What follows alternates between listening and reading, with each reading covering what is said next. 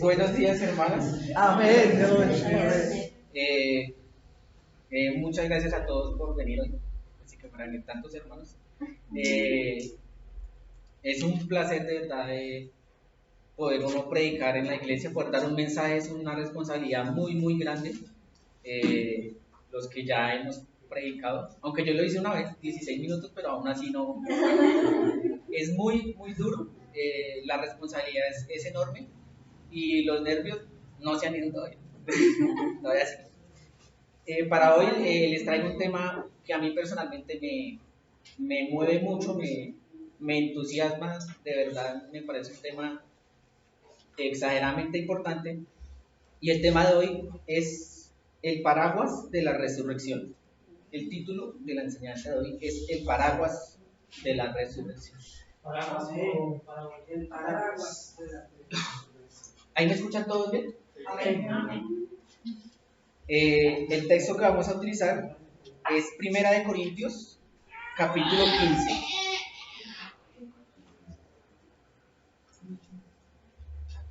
Entonces vamos todos, los invito a 1 Corintios, capítulo 15, del versículo 1 al versículo 17. Cuando lo tengan, por favor, me confirmen. Amén. Momento, por favor. 1 Corintios 15, del 1 al versículo 17.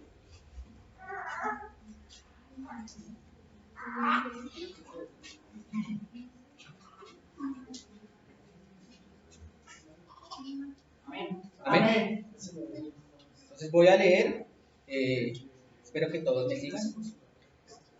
Dice: además os declaro, hermanos, el evangelio que os he predicado, el cual también recibisteis, en el cual también perseveráis, por el cual asimismo, si retenéis la palabra que os he predicado, sois salvos, si no creísteis en vano. Porque primeramente os he enseñado lo que asimismo recibí, que Cristo murió por nuestros pecados conforme a las Escrituras, y que fue sepultado, y que resucitó al tercer día, conforme a las Escrituras, y que apareció a Cefas, y después a los 12. Después apareció a más de 500 hermanos a la vez, de los cuales muchos viven aún, y otros ya duermen. Y al último de todos, después de todos los apóstoles, y apareció, y el último de todos, como a un abortivo. El 7. A los 12. Después apareció a más de 500 hermanos a la vez, de los cuales muchos viven aún, y otros ya duermen. Y al último de todos, como a un abortivo, me apareció a mí. Después apareció a Jacobo, después a todos los apóstoles. Pero por la gracia de Dios soy lo que soy, y su gracia no ha sido en vano para conmigo. Antes he trabajado más que todos ellos, pero no yo, sino la gracia de Dios. Porque o sea yo, o sean ellos, así predicamos, y así habéis creído. Pero si se predica de Cristo que resucitó de los muertos, ¿cómo dicen algunos entre vosotros que no hay resurrección de los muertos? Porque si no hay resurrección de los muertos, tampoco Cristo resucitó. Y si Cristo no resucitó, vana es entonces nuestra predicación, vana es nuestra fe. Y somos hallados falsos testigos de Dios, porque hemos testificado de Dios que Él resucitó, porque hemos testificado de Dios que Él resucitó a Cristo, al cual no resucitó, si en verdad los muertos no resucitan. Porque si los muertos no resucitan, tampoco Cristo resucitó. Y si Cristo no resucitó, vuestra fe es vana, aún están en vuestros pecados. 1 Corintios es un texto demasiado importante para la resurrección. En los estudios de Instituto Bíblico vimos un tema llamado la apologética. La apologética trata mucho sobre la defensa de la fe, dar razones de nuestra fe por medio de argumentos lógicos o por medio de la razón, basado obviamente en las Escrituras. Entonces, la principal labor de la apologética, básicamente y principalmente, es la resurrección. La apologética, el centro de la apologética es defender la resurrección de Cristo. ¿Y por qué se centra en defender tanto la resurrección de Cristo? Porque la resurrección es el pilar, es el centro del cristianismo, como lo podemos ver que el hermano Pedro nos dice que si Cristo no resucitó, vana es nuestra fe. O sea, nuestra fe no tiene ningún sentido si Cristo no ha resucitado. Si Cristo no resucitó, aún estamos en nuestros pecados, dice Pablo. O sea, no hemos sido salvos. Si Cristo no hubiera resucitado, hubiera muerto por él mismo. Si él no resucitó, aún no estaríamos en nuestros pecados. Bueno, entonces la apologética se centra mucho en eso. Lo interesante de la fe del cristianismo es que la fe que tenemos nosotros es una fe tan poderosa, es una fe tan firme, que no se logra derrumbar tan fácilmente. Es una fe muy sólida. Entonces el día de hoy vamos a tratar de ver por qué la resurrección es el centro y el pilar del cristianismo, y por qué es tan indestructible y por qué es tan fuerte. Porque realmente es muy fuerte. Vemos a personas agnósticas, ateos, que quieren refutar el cristianismo y se meten a criticar primero la resurrección. Y vemos que al contrario, tras de desmentir, digamos, el cristianismo, se terminan convirtiendo. O sea, la resurrección es un argumento tan poderoso que termina convirtiendo a las mentes más apartadas de Dios. Es un argumento muy, muy poderoso. Entonces, el objetivo hoy es construir cómo vamos a construir hoy este cimiento que es la resurrección. Y también uno de los objetivos es que todos nosotros nos paremos en este cimiento fuerte que es la resurrección, que nos paremos ahí y que nadie nos pueda mover de ahí, así como es el pilar del cristianismo, nadie nos va a mover de ahí. Entonces, por medio de la resurrección tenemos que ver muchos datos, porque la resurrección es un tema histórico, es un dato de la historia.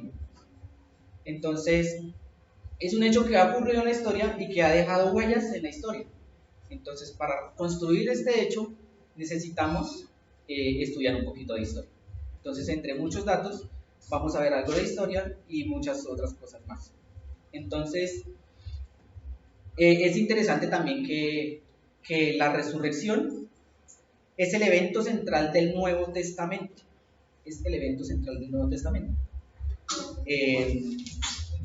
Y es muy interesante porque en los principios del cristianismo los apóstoles permanecieron muy firmes. Nadie, hasta el punto de dar sus vidas, de poner sus vidas en peligro, sosteniendo su fe y defendiendo su fe en Cristo. Entonces, ¿qué fue lo que a ellos los motivó a dar sus vidas si no fue la resurrección? Si no era la seguridad completa de que Cristo había resucitado. Y es lo que al día de hoy sostiene a la iglesia, y es la resurrección de Cristo.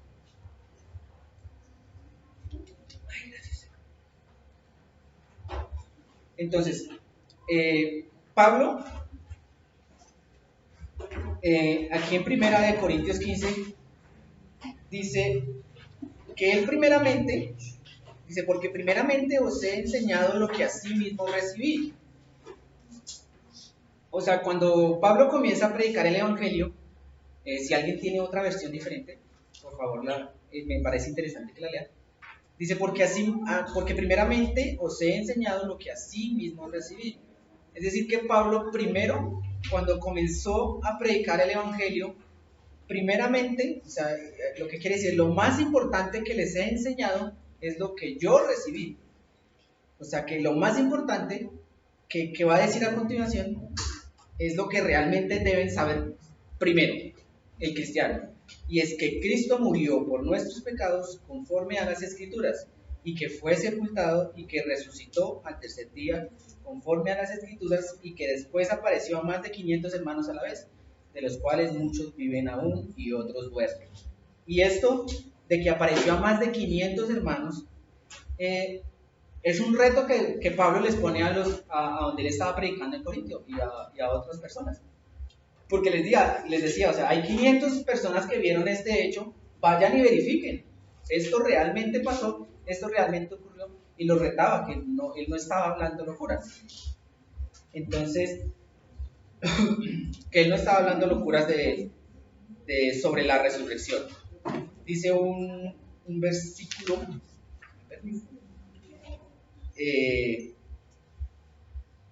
dice un versículo, permítame un segundo.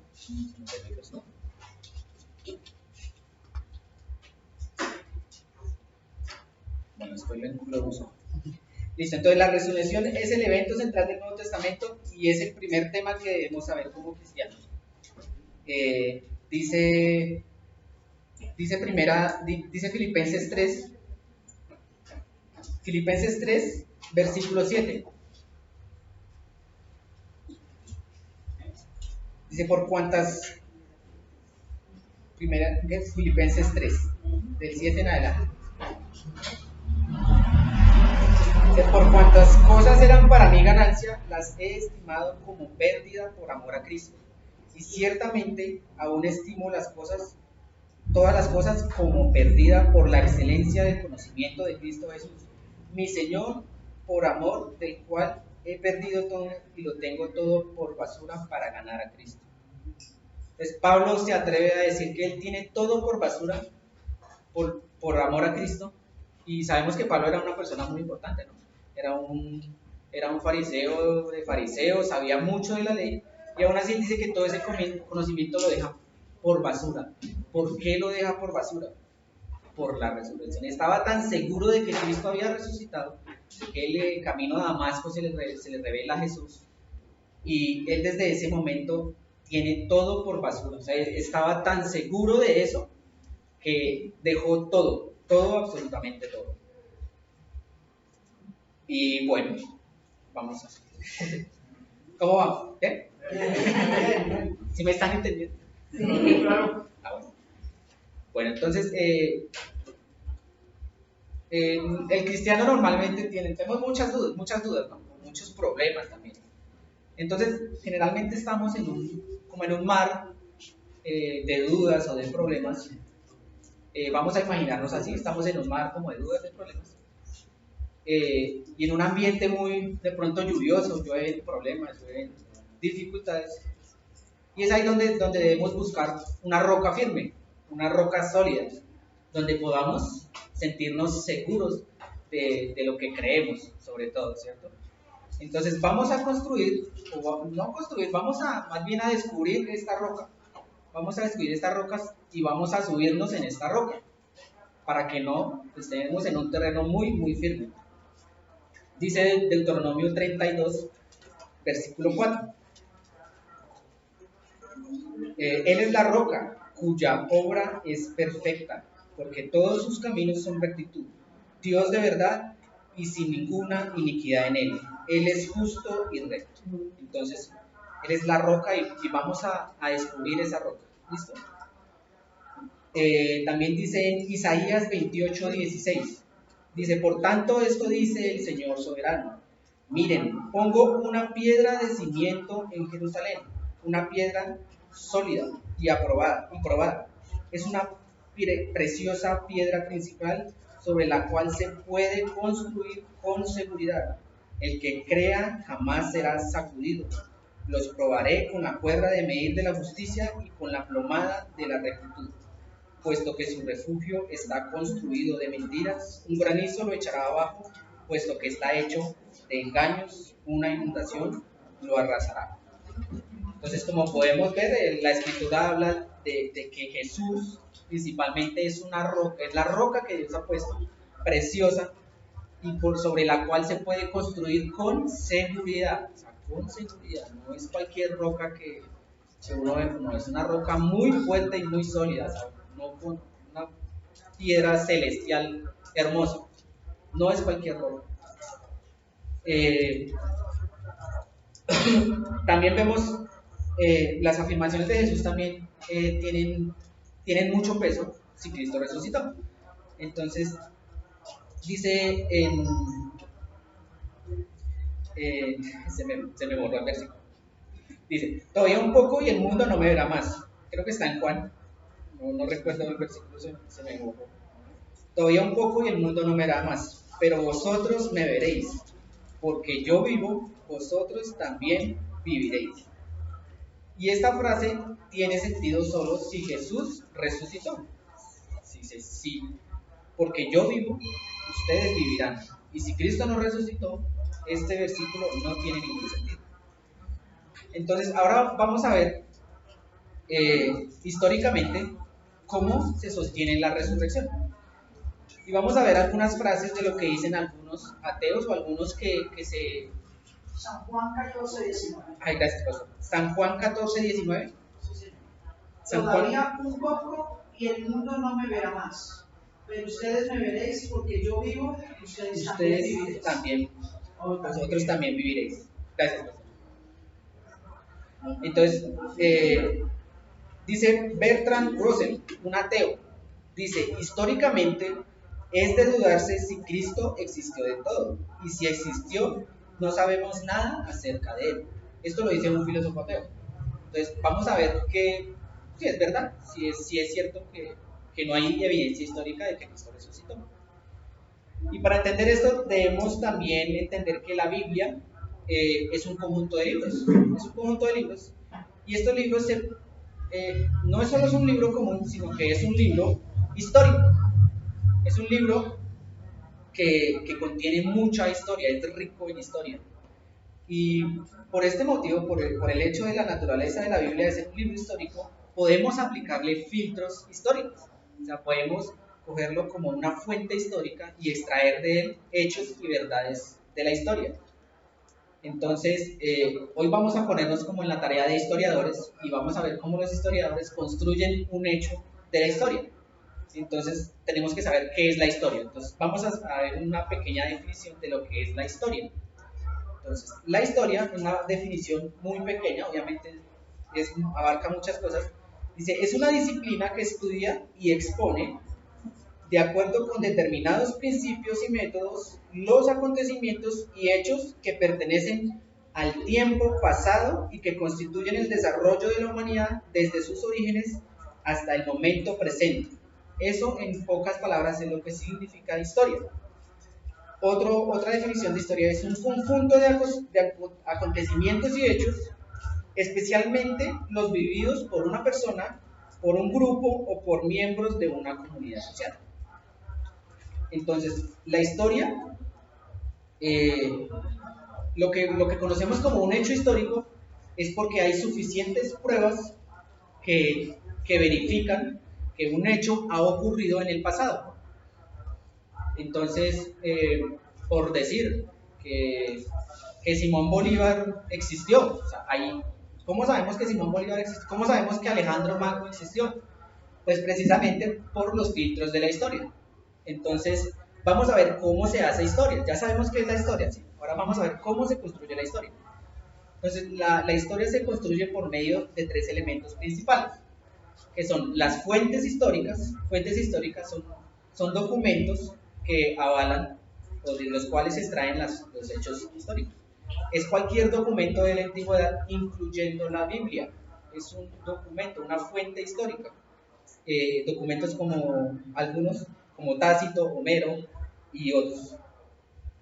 Otro elemento importante para comprender cómo se hace la historia es la historiografía. La historiografía es una disciplina que aplica filtros a la historia y se la aplican a las fuentes históricas. O sea, hay unos filtros que se le aplican a las fuentes históricas, en nuestro caso la Biblia, y de esos filtros que se le aplican vamos a sacar o sustraer hechos históricos, ¿sí? Y de eso, o sea, de eso sustraemos, por medio de la historiografía, sacamos esos hechos históricos.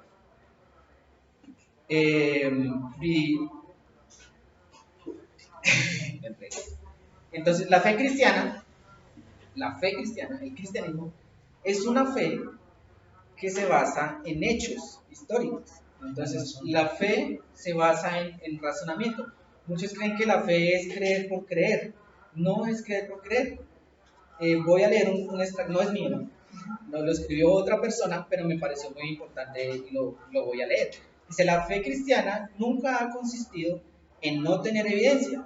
Los evangelios fueron escritos para proporcionar evidencia, como lo atestigua al comienzo de Lucas.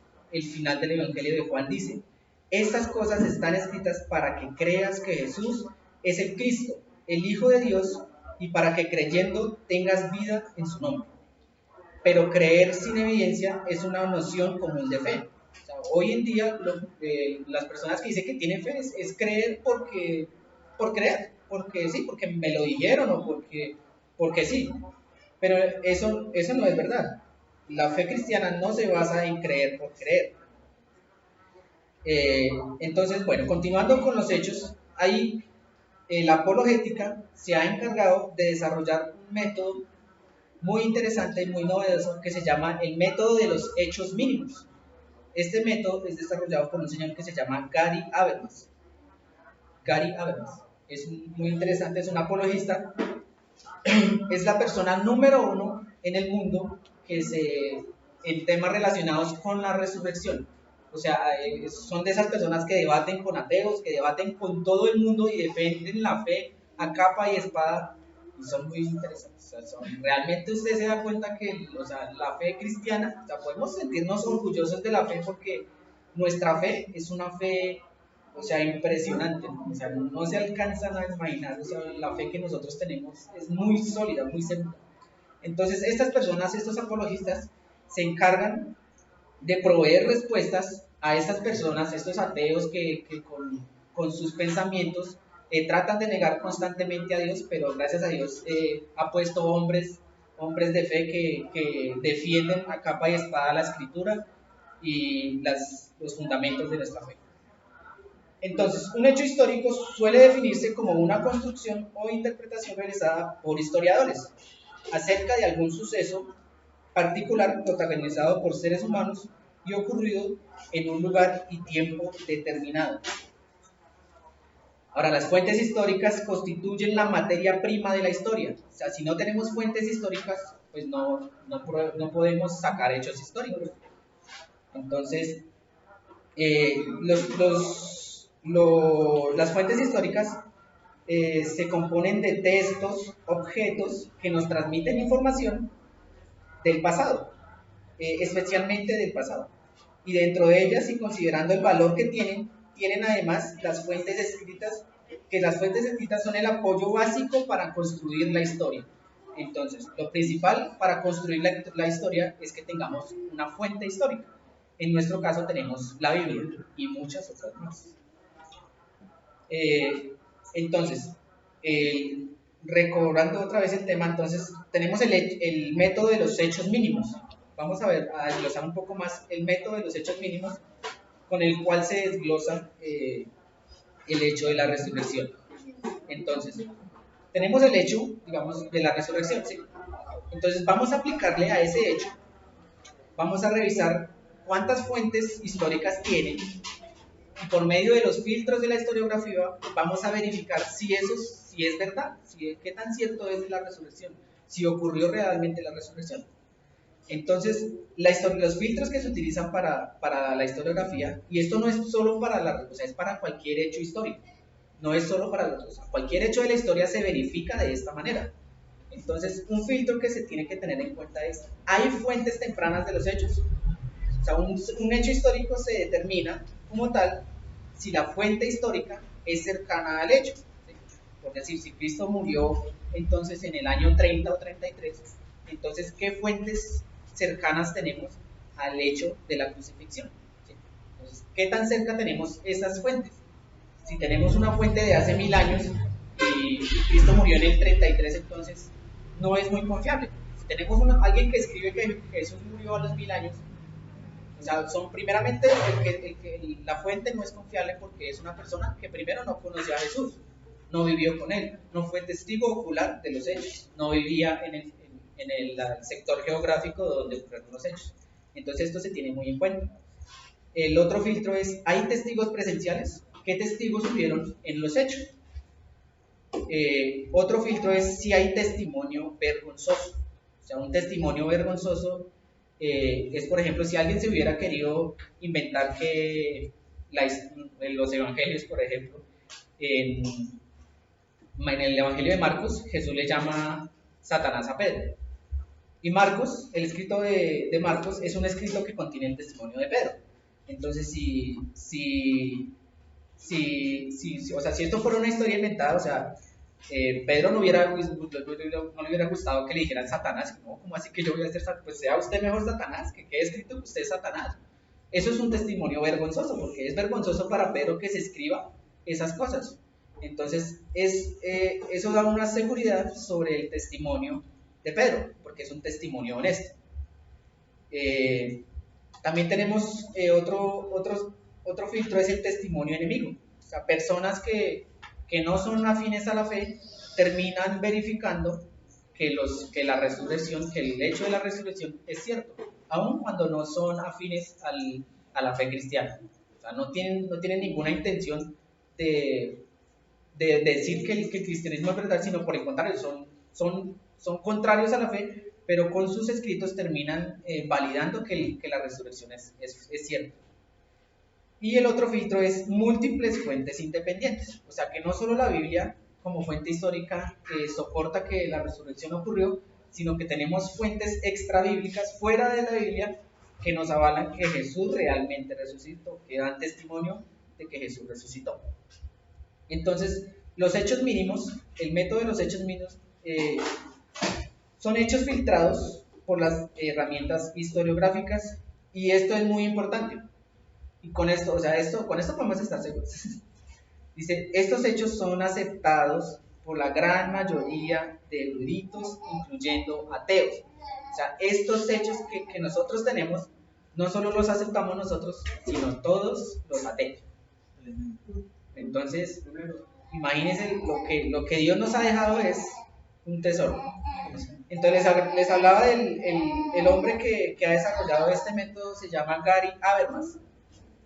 Este hombre ha estado recopilando durante más de 30 años, más de 3.400 documentos académicos sobre lo que piensa la mayoría de ateos sobre Jesús. Entonces, este hombre realmente se ha puesto a la tarea de buscar qué es lo que piensan los que se oponen a la fe cristiana, y realmente él desglosa todas sus objeciones, y todos están de acuerdo con eso, todos, incluyendo agnósticos, ateos y todo los que no creen. Por eso en 1 Pedro 2:7 dice, pero para vosotros pues los que creéis, él es precioso, pero para los que no creen, la piedra que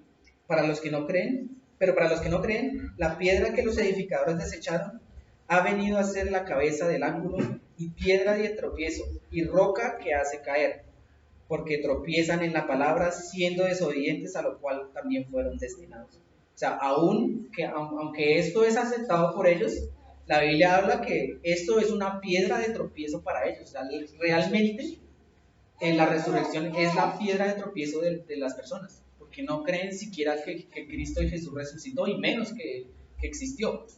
Entonces, la Biblia enseña que esa es la piedra de tropiezo de ellos.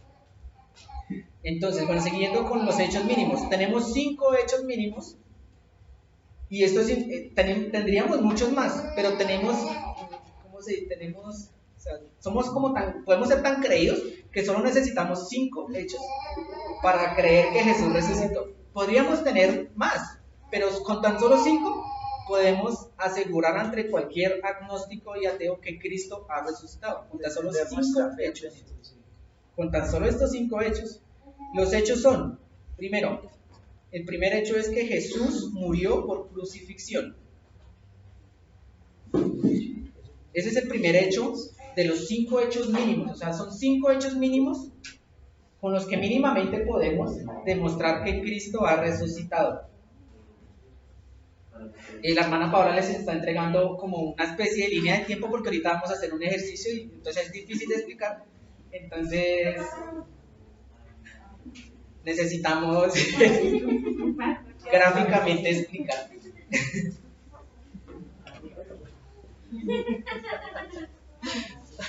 ¿Cómo vamos, hermano? ¿Bien? ¿Me estoy enredando mucho? No, está bien. Está que me desbancan. Bueno, entonces, primer hecho mínimo. Jesús murió por crucifixión. El segundo hecho mínimo. Sus discípulos creyeron ver a Jesús vivo después de muerto. Segundo, que sus discípulos creyeron ver a Jesús vivo después de muerto. O sea, estos son hechos. Eso es un hecho histórico. O sea, esto realmente sucedió. Cuando me refiero a un hecho es que esto está en la historia y sucedió. Que Jesús murió por crucifixión y que sus discípulos creyeron verlo vivo después de muerto. Esto es un hecho de la historia. El tercer hecho mínimo, la conversión de Pablo, el perseguidor. ¿Por qué Pablo se convierte si era perseguidor de la iglesia? Eso es un hecho que se tiene que explicar. Pablo, perseguidor de la iglesia, se convierte al cristianismo. ¿Por qué? Cuarto hecho mínimo, la conversión de Santiago, el hermano escéptico de Jesús. Su propio hermano escéptico, no le creía. ¿Por qué se termina convirtiendo? Sí, señor. Es un hecho histórico. Imagínense, es un hecho histórico. Y la quinta, la tumba de Jesús fue encontrada vacía. Otro hecho histórico. Entonces tenemos algo muy interesante. Y es que estas fuentes las fuentes que tenemos para respaldar estos 5 hechos, tienen un rango de 150 años. O sea, el rango que tienen, en las cuales se escribieron, son de 150 años. Y entonces vamos a ver qué fuentes tenemos, cuáles son las fuentes que vamos a utilizar para todos estos 5 hechos. Las voy a nombrar rápidamente porque son árticas y no vamos a profundizar mucho en esto. Las fuentes son Cornelio Tácito, un senador e historiador romano; Gayo Suetonio, historiador romano y guardia de archivos imperiales; el Talmud judío; Flavio Josefo; Luciano de Samosata, un satírico griego; Marabar Serapión, un filósofo asirio; Talo, un historiador romano; Plinio el Joven, gobernador de Bitinia.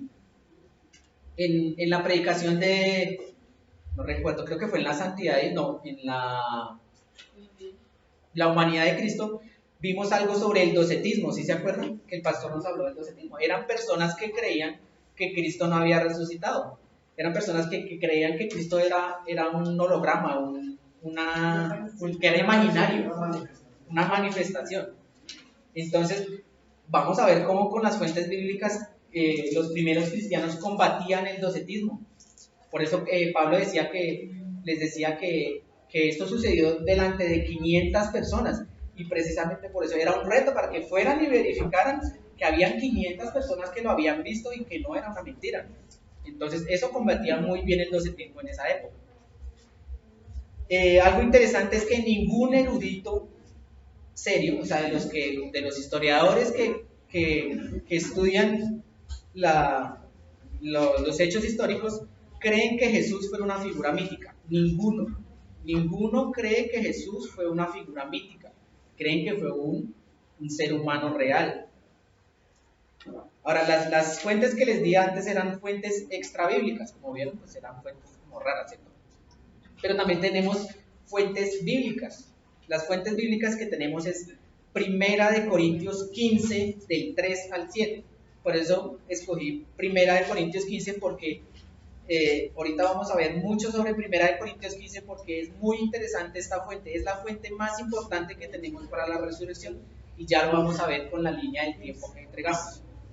También tenemos como fuentes bíblicas el Evangelio de Mateo, el Evangelio de Marcos, el Evangelio de Lucas, el Evangelio de Juan, Gálatas y Hechos. Ahora, ¿por qué estos? Hay muchos más, ¿no? Hay muchos más libros que hablan de esto. ¿Por qué estos? Como les decía, Gary Habermas, el erudito en la resurrección, se ha encargado de filtrar todo lo que los ateos no niegan. Precisamente nadie de los ateos y agnósticos niegan la veracidad de Mateo, ni de Marcos, ni de Lucas, ni de Juan, ni de Gálatas, ni de Hechos. O sea, todos ellos aceptan estos libros como verificables y como ciertos, como verdaderos, y que no hay ninguna duda de ellos. Entonces es muy interesante. Por eso solo utilizamos estos. O sea, tenemos esa modestia de decir, no utilizamos todos, solo vamos a utilizar estos.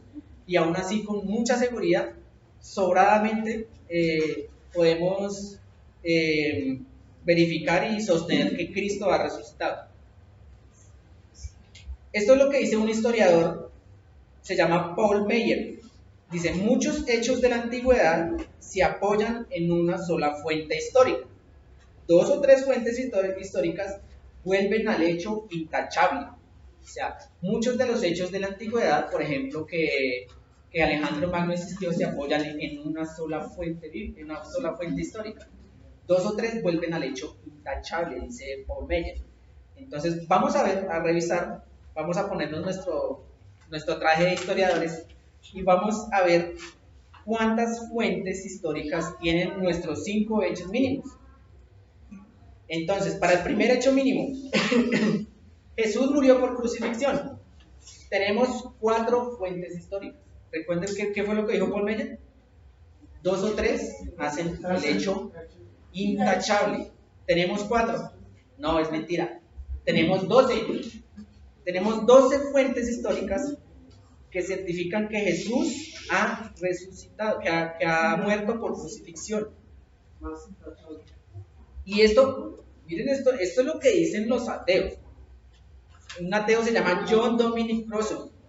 Dice, la crucifixión de Jesús es tan cierta como lo puede ser cualquier hecho histórico. Esto lo está diciendo un ateo.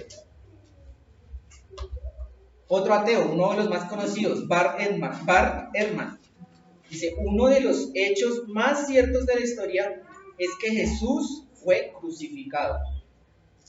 Y estas son palabras de personas agnósticas y no creyentes. Ahora, vamos a ver cuáles son esas fuentes. Mateo 27 del 33 al 50. Esas son, vamos a ver las fuentes primero, las fuentes bíblicas. Mateo 27 del 33 al 50. Marcos 15 del 22 al 37.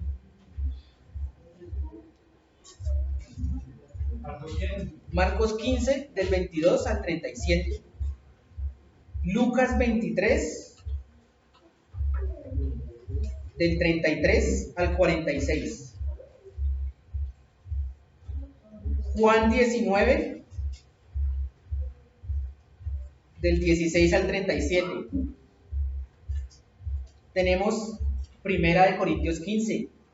Primera de Corintios 15 aparece en todo lado. Por eso es el más importante. Primera de Corintios 15, 13 específicamente. Esas son las fuentes históricas bíblicas. Y tenemos fuentes históricas extrabíblicas también. Tenemos Josefo con su libro de Antigüedades 18. Tenemos a Tácito con su libro de Anales, capítulo 15, versículo 44. Luciano de Samosata, Marabar Serapión y el Talmud judío. ¿Más despacio? Josefo. Josefo en el libro de Antigüedades, capítulo 18, versículo 3. Tácito. Anales 15, 44.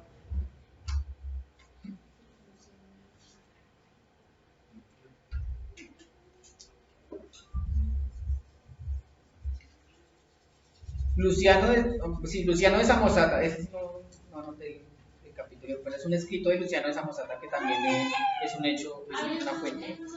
Esas son las fuentes históricas. Marabar Serapión y el Talmud.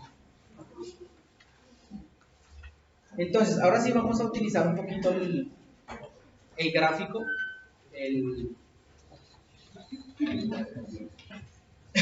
la representación gráfica. Entonces vamos a ver cómo estos hechos los vamos a ver en una línea del tiempo. Entonces tenemos que la crucifixión es aproximadamente en el año 30 a 33. La crucifixión de Cristo es aproximadamente en el año 30 a 33. No podemos decir 30 a 33 porque hay muchos estudiosos que dicen 30, otros que 33. Entonces decimos 30 a 33 porque nadie se pone de acuerdo en eso. Pero nos interesa saber qué pasó en esos siguientes años de la crucifixión. Entonces, ahí en la hojita podemos ver el Evangelio de Marcos. Marcos escribe aproximadamente en el año 70. 70 después de Cristo. Marcos aproximadamente en el año 70 después de Cristo. Ahora, entonces tenemos la crucifixión en el año 30, ¿sí? Y más 40 años, año 70 después de Cristo. O sea, después de 40 años, tenemos ya una fuente histórica que habla de que Cristo fue crucificado o ha resucitado, ¿sí? 40 años. ¿Para quién recuerda qué pasó hace 40 años? Estaban haciendo. Pero ¿recuerdan algo? ¿Sí? Hace 40 años, ¿alguien recuerda algo de hace 40 años? ¿Alguien? Bueno. ¿Nadie? ¿Algún hecho histórico de hace 40 años? Mi madre puede acordarse de algo de hace 40 años, ¿cierto? No. Hace 40 años. Hace 40 años yo estaba llegando a Soacha. Por ejemplo, hace 40 años el hermano estaba llegando a Soacha. Yo tenía como 2 años y yo me acuerdo del ataque al Palacio de Justicia. El hermano se acuerda del ataque al Palacio de Justicia hace 40 años. O sea, hace 40 años tenemos memoria todavía, podemos construir todavía historia. O sea, el testimonio de hoy de hace 40 años tiene validez. Muchas personas que hoy viven, hace 40 años vivieron y pueden decir lo que hace 40 años ocurrió, ¿cierto? ¿Verdad?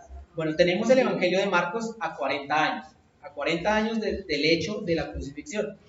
¿Sí me están entendiendo hasta ahí? Sí, señor. Sí me he hecho explicar, ¿no? Porque yo sé que me entienden, pero el problema soy yo. Entonces, algunos escépticos también fechan, no sé, el Evangelio de Mateo en el 80 después de Cristo, o sea, 50 años después. O sea, año 30, 50 años, o sea, el año 80, ¿sí? ¿Sí me entienden ese pedazo? Listo, el Evangelio de Lucas se escribió en el año 85 después de Cristo, o sea, más 55 años después de la crucifixión. El Evangelio de Juan, ese sí no está ahí, se escribió en el año 95, o sea, más 65 años. ¿Listo? Entonces, muchos dirían, o sea, los que critican a la resurrección, al cristianismo, dicen que estos datos son pésimos, son muy tardados, son hace 40 años. ¿Quién se va a acordar hace 40 años qué pasó? Pero hay algo muy interesante que nadie duda, por ejemplo, de Alejandro Magno. Incluso en el colegio nos enseñan cosas de filosofía de Aristóteles. Aristóteles era el profesor de Alejandro Magno, por decirlo así. Pero nadie, o sea, no vemos a nadie que diga, no, Aristóteles no existió, o Aristóteles es una mentira, o Alejandro Magno no. Y entonces dicen, no, el Evangelio de Juan, por ejemplo, que es el más tardío que tenemos, es demasiado tarde, eso no nos sirve. No sabemos nada de Jesús, pero sí sabemos muchas cosas de Alejandro Magno, dirían algunos que no creen. No sabemos nada de Jesús. Inclusive es una fecha mucho antes de los evangelios. Que es una fecha, exacto, es una fecha antes de los evangelios. Alejandro Magno vivió en el año aproximadamente 230 antes de Cristo, más o menos. Y entonces se quejan del evangelio, vamos a ponernos modestos así. El evangelio de Juan a los 95 años. Se quejan, pero las mejores fuentes que tenemos, mucho cuidado, las mejores fuentes que tenemos para el hecho de Alejandro Magno son 300 años. O sea, Alejandro Magno existió y 300 años después se escribe que Alejandro Magno fue un emperador romano, bueno, el hecho de la historia que él haya hecho. Entonces, miren la incongruencia que hay. Se quejan de nuestros escritos a los 65 años, entre comillas, porque son 65, pero Alejandro Magno a los 300, no, perfecto, sabemos muchas cosas de Alejandro Magno, hasta lo dicen con seguridad, pero bueno. Entonces, inclusive podríamos dejar hasta ahí. Marcos es más que suficiente. El Evangelio de Marcos a los 40 años es perfecto y podemos sostener la resurrección con eso nomás. Pero tenemos más. Entonces, y hay algo muy interesante, es que Pablo empieza a escribir desde el año 50. El año 50 comienza a escribir Pablo. Se cree que el primer libro que escribe Pablo es Primera de Tesalonicenses, y lo escribió 50 años después de la crucifixión. Es decir, 20 años después. Ya se nos va cortando el tiempo, ¿cierto? O sea, ya no es 65, sino tenemos a Primera de Tesalonicenses, años 50-55, o sea, 20 años, no más de rango. O sea, a los 20 años ya tenemos escritos que dicen que Jesús ha resucitado. Otra vez, ¿quién se acuerda de cosas de hace 20 años? Levante la mano. Ya comenzaron a crecer las manos, ¿cierto? Bueno, entonces, ahí vamos. ¿Y tenemos a Alejandro Magno? 300 años. Listo. Pero aún así sabemos más cosas de Alejandro Magno. Entonces, listo. Tenemos a Primera de Tesalonicenses. El apóstol Pablo, ya hay testimonios de la resurrección. ¿Qué cita? Todo el libro de Primera de Tesalonicenses. Entonces, cuando hacemos historia, entre más cercano el tiempo, mejor. Mejor porque la información es más fresca, exacto, más verificable. Y mejor aún si es un testigo ocular. Y Pablo fue un testigo porque a él, camino a Damasco, en el libro de Gálatas, versículo 1, capítulo 1, se relata como Pablo, camino a Damasco, se le presenta a Jesús. Entonces, él es un testigo ocular. Entonces, mejor aún. Dice, Pablo dice, yo vi, o sea, él dice que vio y conoció a Jesús camino a Damasco. Entonces, veamos la línea del tiempo otra vez. Entonces, según el libro de Gálatas, Pablo se convierte a unos 2 o 3 años después de la crucifixión de Cristo. O sea, camino a Damasco, dice, pasados 2 o 3 años, que él iba camino a Damasco y se le presenta a Jesús en el camino. Entonces, ahí vamos, ya vamos bajando. Después de la crucifixión, dice, conocía a Jesús resucitado. Y Pablo escribe de esto, o sea, Pablo se convierte 2 o 3 años, pero escribe de esto 20 años después, o sea, en Primera de Tesalonicenses, escribe esto. Que se cree que fue su primer libro, Primera de Tesalonicenses, 20 años después de la crucifixión. Y tenemos a Alejandro Magno 300 años más allá.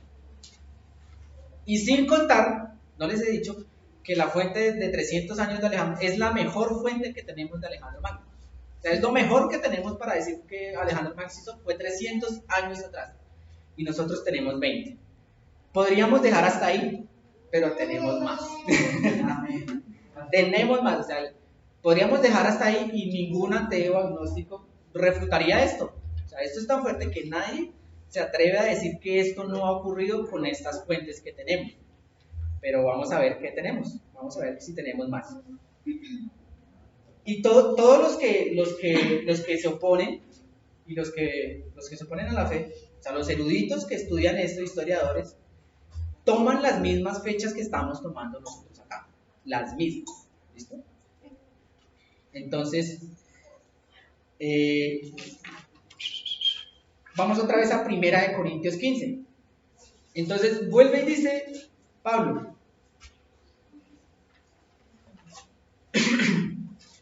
Por eso Primera de Corintios 15, si algo se les queda, hermanos, hoy, que se les quede Primera de Corintios 15.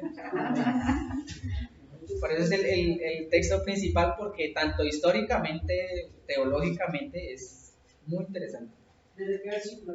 Desde el Primera de Corintios 15, ¿qué dice el 3?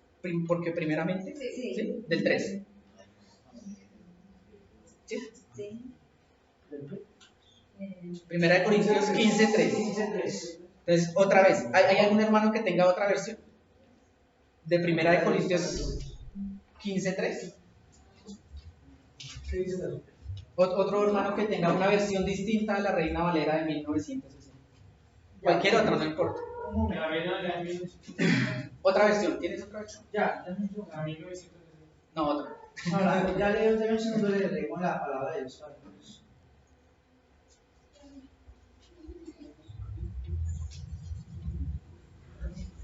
Listo. ¿Desde 3 en adelante? Sí, señor. ¿Hasta qué versículo? Veamos hasta el 7. Dice así. Primero el 3 solito. El 3 dice: les he comunicado el mensaje que recibí, del cual les he dicho lo más importante. Hasta ahí. Entonces Pablo dice, les he dado el mensaje que recibí, de los cuales es el más importante. El más importante. La Reina Valera dice, porque primeramente, ese primeramente es porque es lo más importante que él nos va a decir, que nos ha enseñado, es lo que él recibió. O sea, él recibió esto antes, y dice que es lo más importante. Y comienza, siga por favor. Siga diciendo que Cristo murió por nuestros pecados, tal como dicen las Escrituras, que fue enterrado y al tercer día resucitó, como dicen las Escrituras, y que se apareció a Pedro y luego a los 12.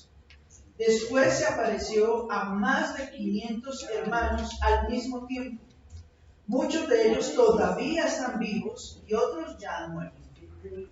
Luego Cristo apareció a Santiago y de nuevo a los apóstoles.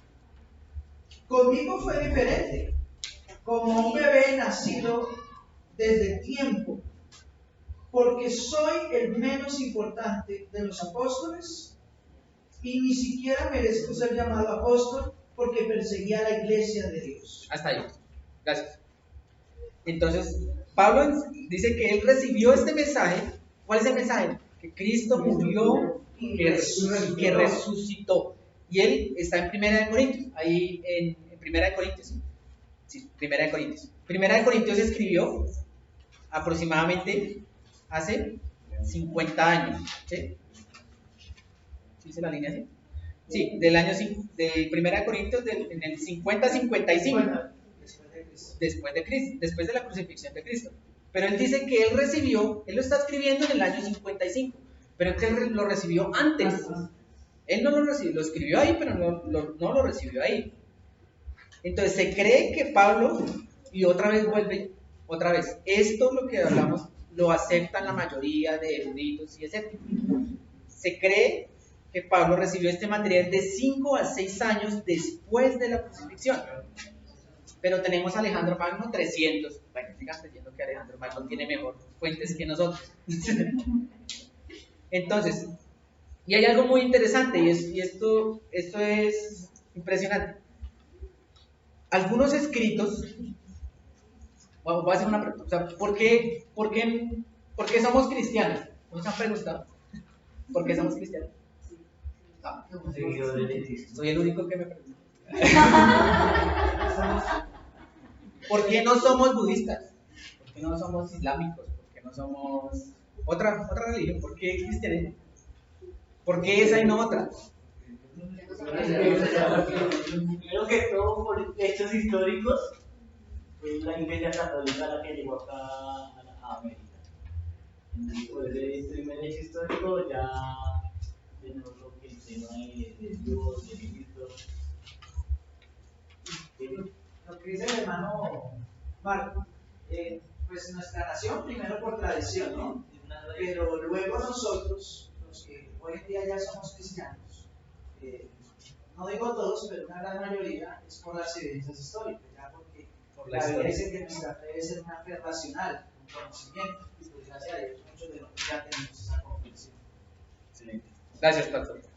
Precisamente por eso, por la historia, principalmente por la resurrección de Cristo. Si Cristo no hubiera resucitado, leíamos, vana es nuestra fe no tiene sentido si Cristo no resucitó, si no murió, no tenemos nada que hacer. O sea, busque otra religión. Si Cristo no resucitó, o sea, aquí no tenemos que hacer nada si Cristo resucitó.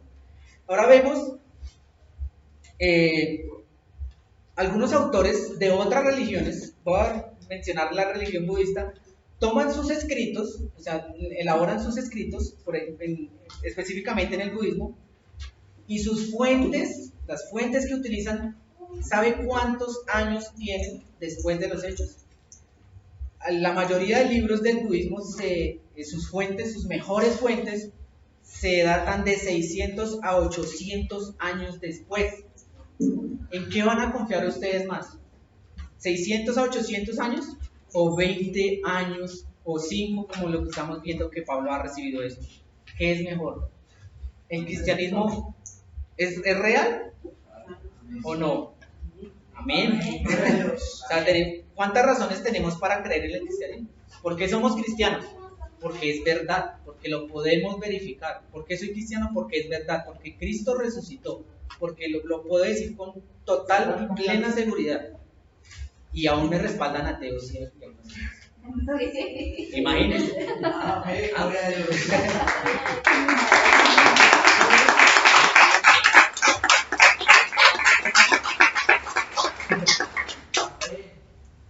Entonces, seguimos. Y otra vez volvemos a 1 Corintios 15, muy importante. Entonces, nuevos estudios, ya vamos en 5 o 6 años, ¿no? Que Pablo recibió este mensaje. O sea, Pablo se convierte de 2 a 3 años después de la crucifixión. O sea, tenemos año 30 a 33, crucifixión, ¿sí? De 2 a 3 años, si tomamos el año 30 como crucifixión, Pablo se convierte en el segundo año, 2 años, sería año 32. Pues si tomamos el 33, entonces serían 3 años, ¿sí? 6 años. ¿Sí? Por eso se cree que de 5 a 6 años ya Pablo había recibido este mensaje, ¿sí? Que Cristo, porque él dice, primeramente recibí lo más importante. ¿Dónde lo recibió? En la conversión de Pablo. De 2 a 3 años se convierte Pablo. Entonces, él ya había recibido que Cristo murió y resucitó por nuestros pecados. Vamos de 5 a 6 años, ¿cierto? Hasta ahora. ¿Quién recuerda cosas de 5 a 6 años? Todos, hasta Samantha, mi sobrinita con él. Un niño recuerda cosas de 5 a 6 años. Pero tenemos a Alejandro Magno a los 300 años. Bueno, ahí vamos.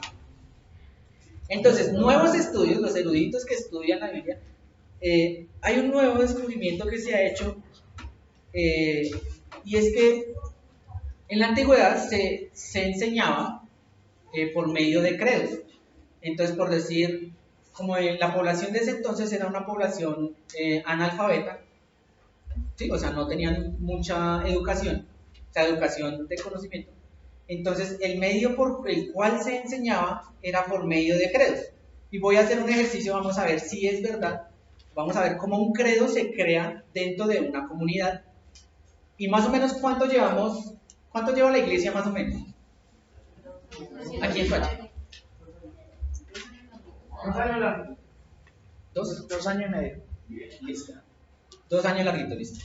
Cuando yo voy a decir una frase y ustedes la van a completar. Y más o menos así funcionan los credos. Entonces, si yo digo, el texto sin su contexto se convierte en un credo. Todos se lo saben, ¿cierto? Sí. Todos se lo saben, ¿cierto? Así funcionaban los credos en ese entonces. Entonces, se ha encontrado que estos credos están repletos en el Nuevo Testamento. O sea, por medio de credos, eso es a lo que le llamamos la tradición oral.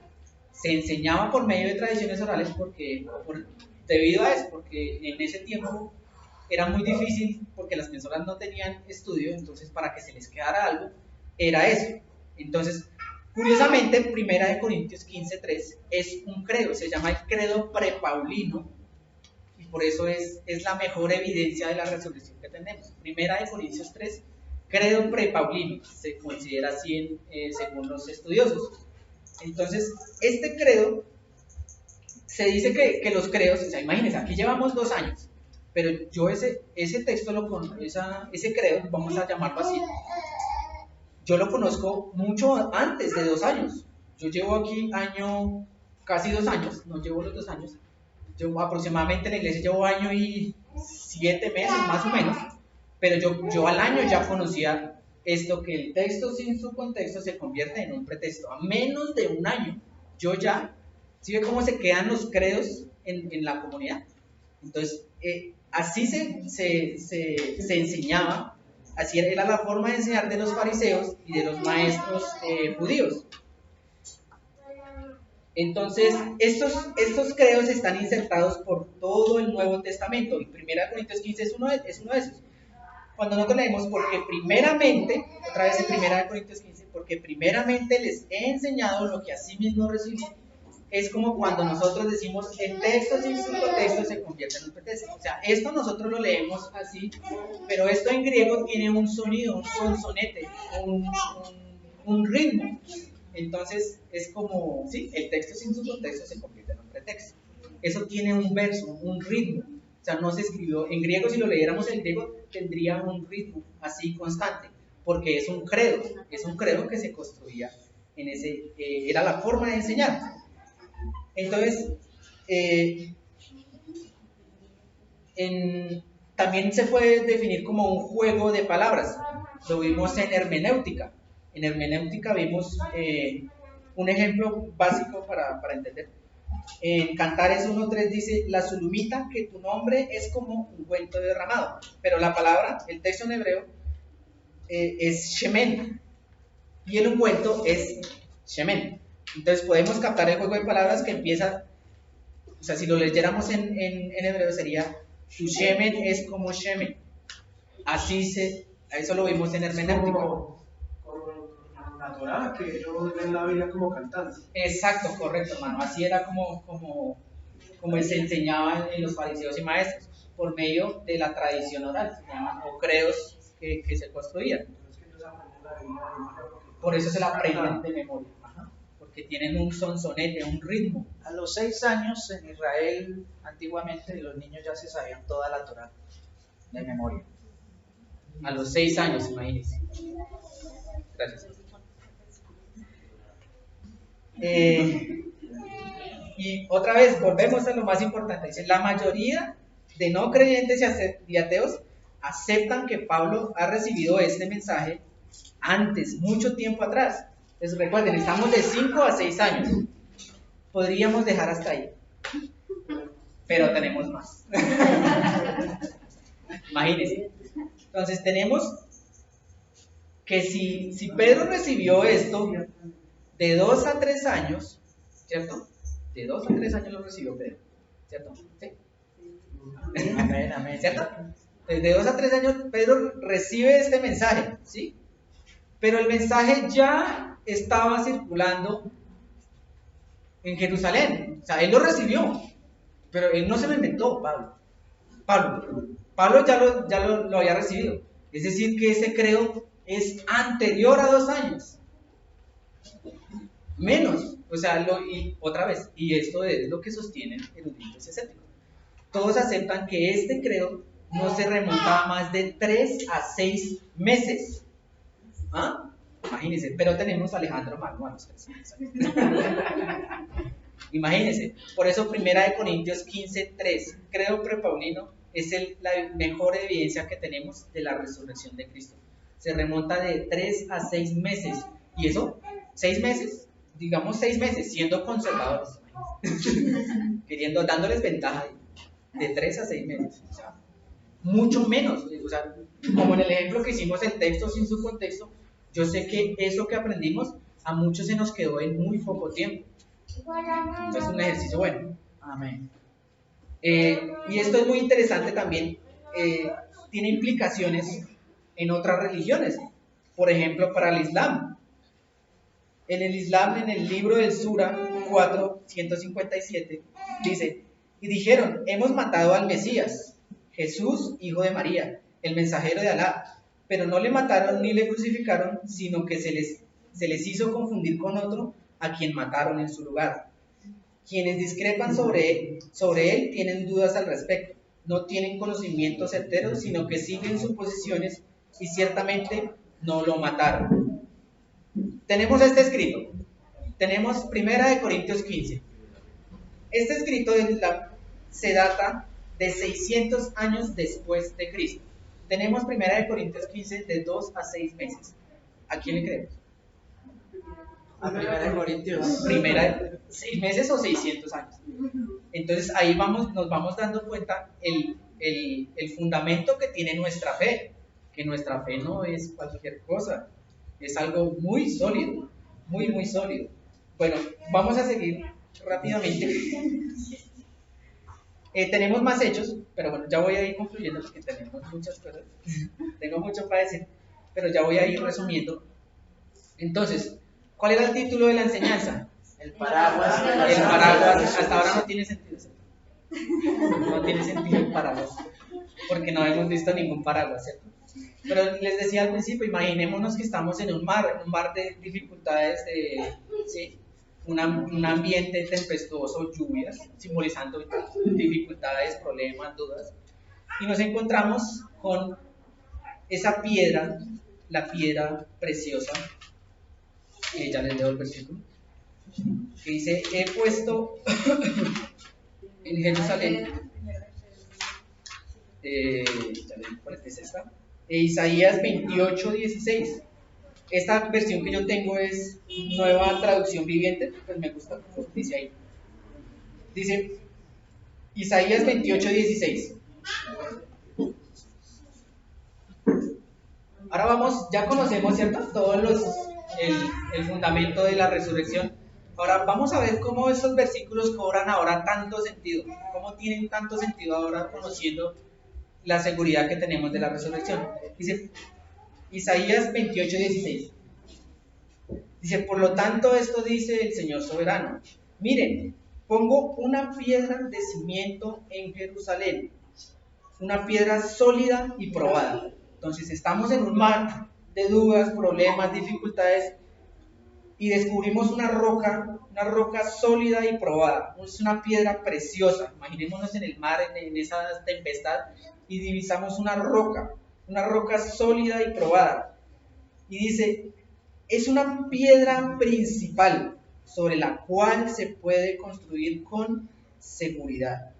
Con seguridad. Dice, y el que crea jamás será sacudido. Jamás será sacudido. ¿Cuánto sentido cobra ese versículo ahora que sabemos todo eso? Mucho, ¿cierto? Entonces, estamos en un mar y tenemos la resurrección. Jesús como piedra principal preciosa, piedra principal sobre la cual se puede construir. Entonces, subámonos en esa piedra que nadie la va a sacudir. Subámonos en esa piedra, ¿sí? Entonces, dice, los probaré con la cuerda de medir de la justicia y con la plomada de la rectitud, puesto que su refugio está hecho con la plomada de la rectitud, puesto que su refugio está construido, perdón. Los probaré con la cuerda de medir de la justicia y con la plomada de la rectitud, puesto que su refugio está construido de mentiras, un granizo lo echará abajo, puesto que está hecha de engaños, una inundación la arrasará. Entonces subámonos en esa piedra que hemos descubierto hoy, piedra principal, sólida, y subámonos ahí. Todavía no tiene sentido el título, ¿cierto? Paraguas de la resurrección, ¿cierto? No, ¿cierto?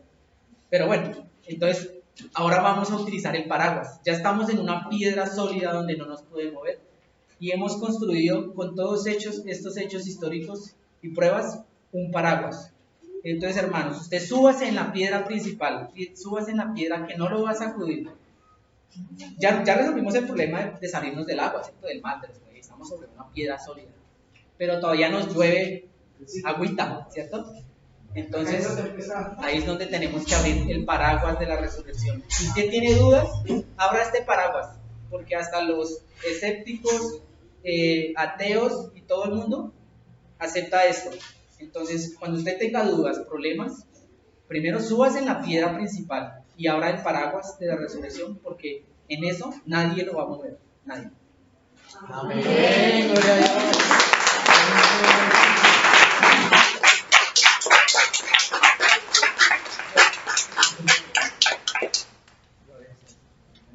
Listo, ya hemos terminado. Hoy sí me tomé la hora y me sobró, listo, hermanos, espero que de verdad les haya servido mucho. ¿Sí les sirvió? Amén. Para que crean que Jesús resucitó realmente, no tengan la menor duda. O sea, esto es lo mejor que tenemos y puedan responderle a cualquier persona que diga, porque a veces el cristianismo lo tienden a uno de loco, pero mire cuán racional es nuestra fe, que tenemos unas armas poderosas con la resurrección, y Jesús nos ha dado, se ha encargado de verdad de darnos la evidencia necesaria para creer que Él resucitó y que vive. Y los quiero dejar por último con Gálatas capítulo 2, ese sí quiero que lo leamos. Gálatas 2, 20.